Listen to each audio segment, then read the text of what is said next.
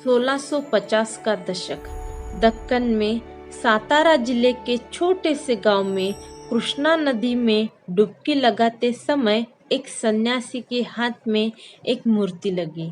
मूर्ति के अत्यंत तेजस्वी स्वरूप को देखकर उस सन्यासी के मुंह से केवल एक शब्द निकला, साक्षात रघुनाथ।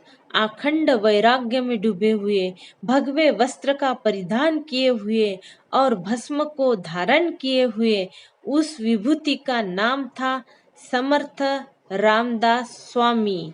यह वह समय था जब एक तरफ छत्रपति शिवाजी महाराज अपने सुकुशल राजनीति से तुर्की, ईरानी, हबशी, बगदादी, फिरंगी घुसपैठियों का सामना कर रहे थे और दूसरी तरफ समर्थ रामदास सामान्य जनमानस में राष्ट्र चेतना जगा रहे थे। सैकड़ों वर्ष के इस्लामी अत्याचारों से लोगों की संवेदना नष्ट हो रही थी। जो भगवान करोड़ों की रक्षा करे, उस पालनहार को ही खंड खंड में तोड़ने का सिलसिला पिछले 7 शताब्दियों से चला आ रहा था। संपूर्ण भारत की हिंदुओं की अवस्था को समर्थ रामदास ने देशाटन के दौरान अपनी आंखों से देखा। उन्हें यह अनुभव हुआ कि लोगों की पराजित मानसिकता उन्हें अपने धर्म से दूर ले जा रही है। ऐसे में स्वधर्म की रक्षा कैसे की जाए? उनको यह दृढ़ धारणा थी कि आक्रांताओं के उस युग में लोगों के मुख में राम नाम कायम रखना है तो बलोपासना अर्थात बाहुबल का होना अत्यंत आवश्यक है।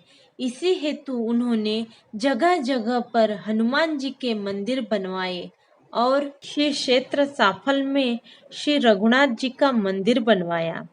गुलामी की मानसिकता में जकड़े हुए लोगों को जय जय रघुवीर समर्थ के नाम का अमृत मिल गया था।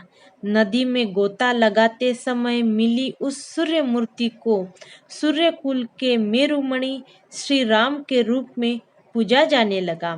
दशक भर में ही रामनवमी का वह महोत्सव छत्रपति शिवाजी महाराज की राज व्यवस्था का एक अभिन्न अंग बन गया और श्री रघुनाथ के उत्सव की इस परंपरा का आने वाले हर छत्रपति ने पालन किया।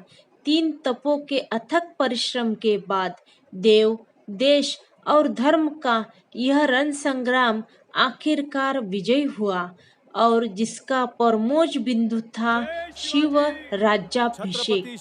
हर्ष उल्लास से समर्थ रामदास ने छत्रपति शिवाजी महाराज को उस समय श्रीमंत योगी कहकर पुकारा। गुलामी की श्रृंखला तोड़कर छत्रपति शिवाजी महाराज ने कर्म योग ही साध लिया था।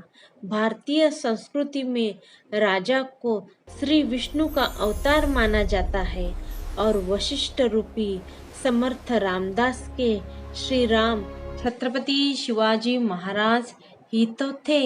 देखा जाए तो सन 1672 के पश्चात छत्रपति शिवाजी द्वारा समर्थ रामदास स्वामी के अनुग्रह किए जाने के कई दस्तावेज उपलब्ध है। उत्तरी काल में छत्रपति शिवाजी महाराज के पुत्र छत्रपति शाहू महाराज एक पत्र में स्वराज्य के भगवे ध्वज की प्रेरणा समर्पित करते हैं। जैसे कहा गया है, समर्थाचिया सेवका वक्र पाहे, असा सर्व भूमंडळी कोण आहे। मतलब जिन पर प्रभु श्री राम का वरद हस्त हो और जिनकी रक्षा स्वयं हनुमान करते हो, उन पर यह यथाकथित इतिहासकार लोगों की वक्र दृष्टि का क्या ही असर होगा। अब वास्तविकता में परिवर्तित हो चुका था। अपने स्वप्न पूर्ति के पश्चात 1682 में सज्जनगढ़ पर श्री राम का तारक मंत्र जपते जपते समर्थ रामदास ब्रह्मलीन हो गए। साकेत धाम में श्री राम जब स्वयं उनका स्वागत करने पहुँचे तो समर्थ रामदास ने जोर से कहा, जय जय रघुवीर समर्थ। जय जय रघुवीर समर्थ। आपको हमारा यह वीडियो अच्छा लगा हो तो प्लीज़ लाइक, शेयर और सब्सक्राइब करना न भूलिए। और हाँ, कमेंट में जय श्री राम, जय जय रघुवीर समर्थ जरूर लिखिए।